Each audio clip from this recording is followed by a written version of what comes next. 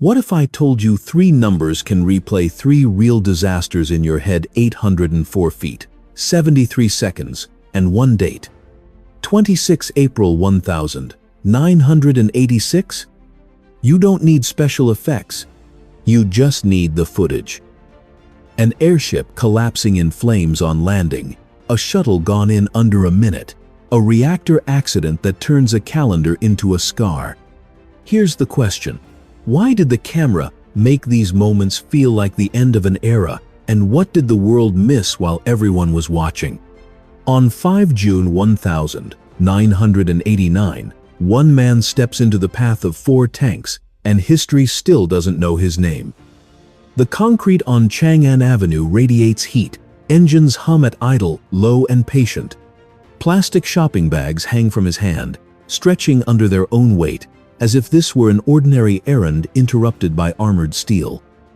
The photograph travels everywhere, archived in places like the National Gallery of Art, copied, studied, argued over. The person inside it does not travel with it. He disappears. You picture the moment because the picture makes it easy. That is the power. A camera freezes confusion into something readable, yet almost immediately, something feels unstable. The image looks like proof, but the story around it fractures. Who was he? What happened after? Who decided which caption would follow him forever? That unease grows when you realize how many famous photographs are not just records of events. They are battles over meaning. A frame dated 8 June 1972, taken on a road in Trang Bang, Vietnam, still sparks arguments about authorship and credit. The Associated Press names a photographer.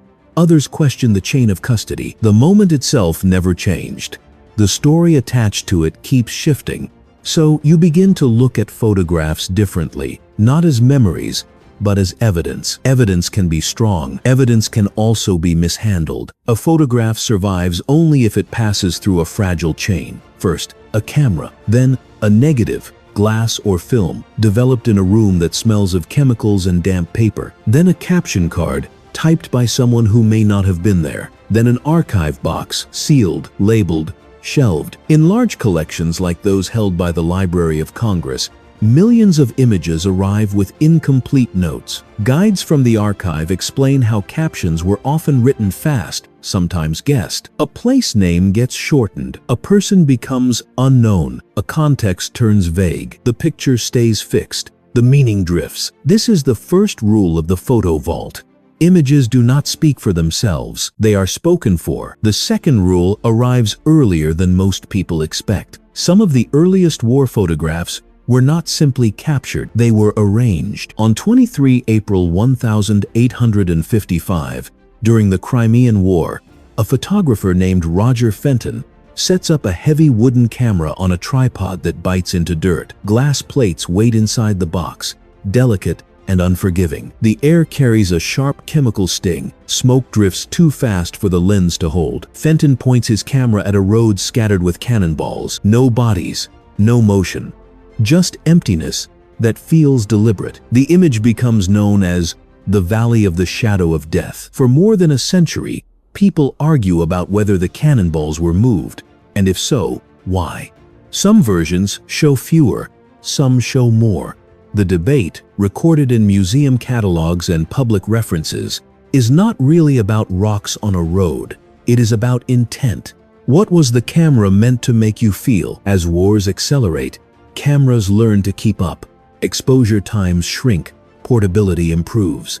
The lens begins to catch mud on boots, torn fabric on sleeves, faces turning away instead of posing. A single frame can now contradict a government statement because it arrives first. It feels unfiltered. This is not a museum stroll. It is a sprint through more than 200 photographs, grouped in clusters. Each cluster has an anchor image you can slow down and read carefully, not for gore, for systems. Uniforms that match across bodies, barricades placed at precise angles, crowds that compress into lines when fear moves through a street. The camera records violence, but it can also hide it by aiming somewhere else. That question becomes harder to ignore when governments begin hiring photographers. You step into Nipomo, California in March 1936, and dust coats the air like powder.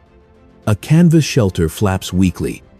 A woman sits turned slightly away from the lens. Her eyes do not meet it. They look past, focused on a calculation that never ends. Children press into her shoulders, faces half hidden, not posing, surviving.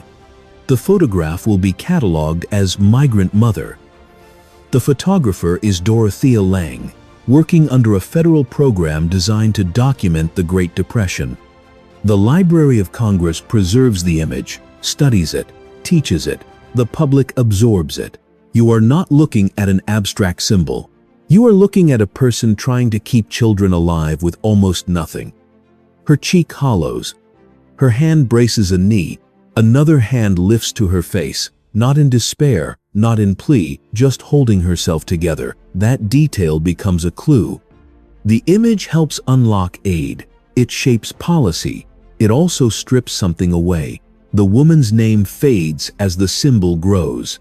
The photograph outlives her control over her own story. That tension follows you onto black volcanic sand on Iwo Jima. On 23 February 1945, 6 Marines strain together, boots sliding, shoulders pressed tight. A flagpole angles upward like a lever. Wind snaps cloth hard enough to hear in your head. The sky washes pale in the print. The man behind the camera is Joe Rosenthal, working for the Associated Press. The image spreads with speed that feels inevitable. It wins the 1945 Pulitzer Prize. It becomes one of the most reproduced photographs in American history, preserved in the U.S. National Archives, and turned into a memorial carved in stone. One image compresses a brutal battle into a clean shape. It raises money, it rallies support, it offers clarity. Then clarity cracks. This is the second flag raised on the summit. Questions surface about staging, about timing. Decades later, the U.S. Marine Corps issues formal corrections. In 2016, and again on 17 October 2019, revising who is identified as standing where. The image remains unchanged. The names shift. A photograph can be true and misleading at the same time, depending on what happened minutes earlier. You are carried next into Times Square on 14 August 1945. Horns blare. Paper rains down. Bodies pack the sidewalks. News of Japan's surrender hits like a collective exhale. A sailor in dark uniform grabs a woman in white and pulls her into a kiss. Alfred Eisenstadt captures the moment for Life magazine. For decades, the image stands as shorthand for relief. Then the story bends. The woman is Greta Zimmer Friedman, 21 years old, a dental assistant. In interviews recorded years later, including those preserved by the Library of Congress, she explains that the kiss was not chosen, it was sudden. The meaning people placed on it did not match her experience. The pixels do not change. Culture moves around them. Your eye drifts to the background faces. One laughs openly, another looks distant, untouched by the celebration. The camera plucks one story from thousands and presents it as the story. Soon, cameras begin catching walls instead of kisses. On 13 August 1961, residents of Berlin wake to barbed wire unspooling through streets. The Stiftung Berliner Mauer documents how East German authorities begin sealing borders around West Berlin. Wire first, concrete later. If you were there, you would notice how quickly space hardens. Families shout names across new gaps. Soldiers stand too still, rifles held with care that feels rehearsed. Windows that once faced streets now face dead ends. Footsteps repeat on patrol, same rhythm, same route. Photographs turn into receipts the world cannot dismiss. Then scale flips. On 24 December 1968, during Apollo 8, astronaut Bill Anders lifts a camera and catches Earthrise. A small blue planet curves above the moon's horizon. NASA catalogs the frame as AS08142383, taken roughly 240,000 miles from home. From lunar orbit, borders vanish, concrete shrinks, wire dissolves. The contrast lands hard, a city trapped by walls, a planet without visible lines. If a photograph from space can inspire unity, why did images from the ground need violence to force change? You reach a bridge in Selma, Alabama, on 7 March 1965. Around 600 marchers step onto the Edmund Pettus Bridge. Signs bob, helmets line the rise ahead. Cameras are ready because words keep failing. Tear gas blooms, people run, shoes drop, hands grab railings and slip. The Smithsonian National Museum of African American History and Culture preserves the images of Bloody Sunday because they moved laws when speeches could not. Then another date stamps itself into memory. 8 June 1972. Trang Bang, Vietnam. Children run down Route 1. Skin burning, fear-breaking formation. The photograph is filed by the Associated Press as the terror of war. The credit line names Nick Ut. The date remains firm. The event remains undeniable. Yet debates over authorship resurface again and again, reported publicly, argued in detail. Sometimes the argument is not whether something happened, it is who gets remembered for showing it. The timeline accelerates. This.org. 6 May 1937. Lakehurst, New Jersey.